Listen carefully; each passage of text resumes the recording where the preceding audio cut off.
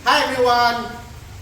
Straight from dealership, Toyota GR. Okay, the upgrades done by PRS. On the engine, we replaced the stock air filter to AFE, momentum, cold air intake. The advantage of this cold air intake added more horsepower, and the filter is washable. And also, we install ARB, differential breather kit.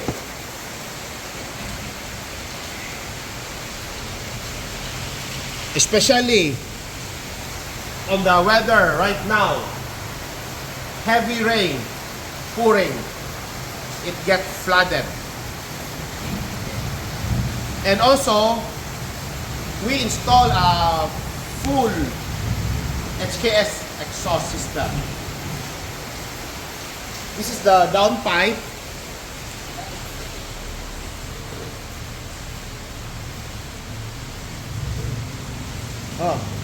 By the way, we also install JAOS skid plate. This is made of stainless steel. And the FOGLAMP, it's very poor, the original, so we replace it to high power.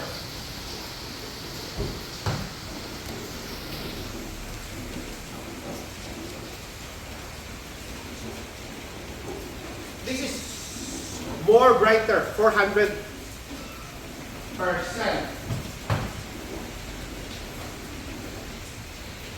400% more brighter than the stock. It's also available in yellow, but the client wants a clean look. That's why he chooses the warm white.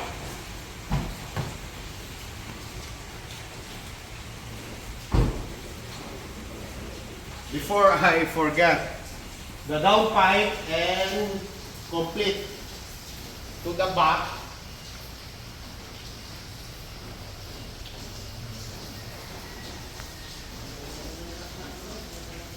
This is their latest side exit, dual side exit muffler. Carbon tip, dual carbon tip. We'll do a sound check.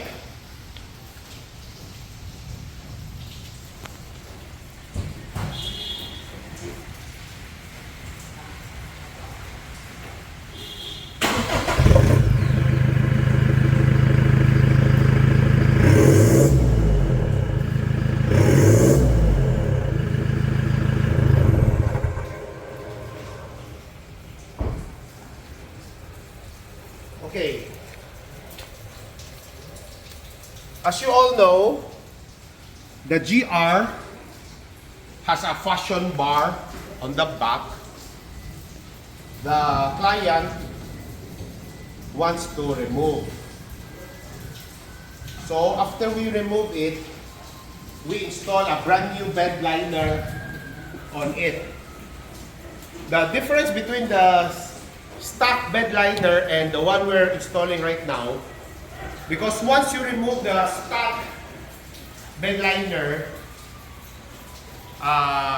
there's no side protection on four sides on the stock bed liner. For the interior protection of this unit, we use the BF ceramic Supreme Plus.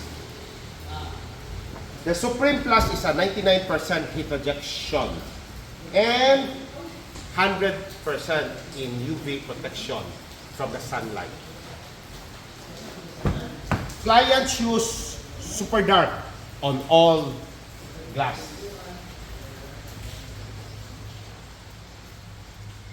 This is how clear our tint This is not fully cured yet because this has been tint few days ago. Normally, it will be cured 2 weeks.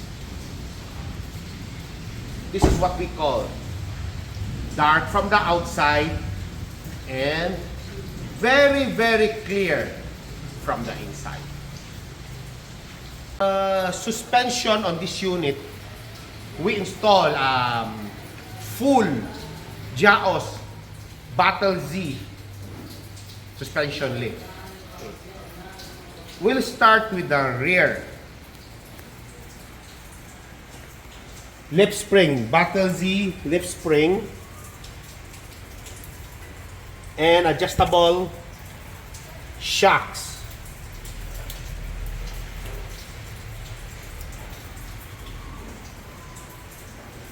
For the front, this is a coil over type suspension. Battle Z TI coil spring. And for the upper arm control of this unit, we use the TOUGHDOG upper arm control. And the client told us to paint the 4 wheel well to match the color of the unit. So this is how we do it here.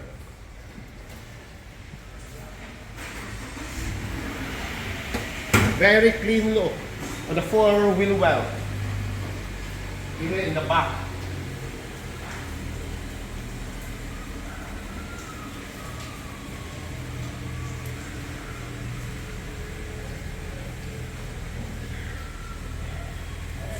For the rims and cars on this unit, the client chose the 18-inch PE 37 XT M-SPEC on DS color. DS color is diamond silver.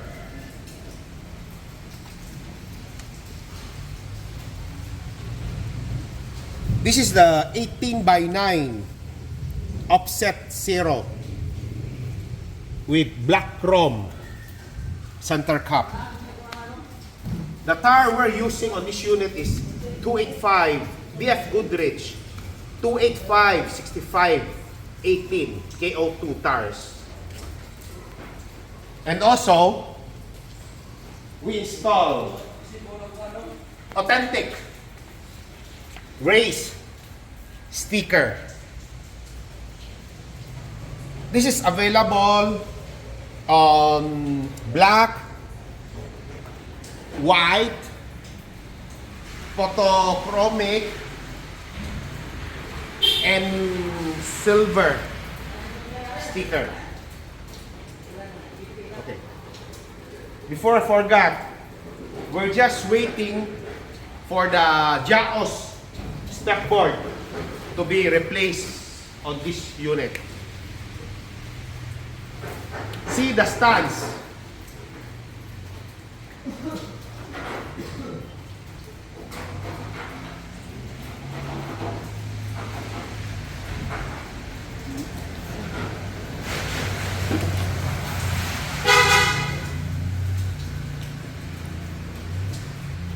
Okay. Hope you like our simple build here. Feel free to message me. And please subscribe my YouTube channel at PRS CAR ACCESSORIES and Services. See you here, guys. And remind you, no to fake upgrades. Thank you. Bye!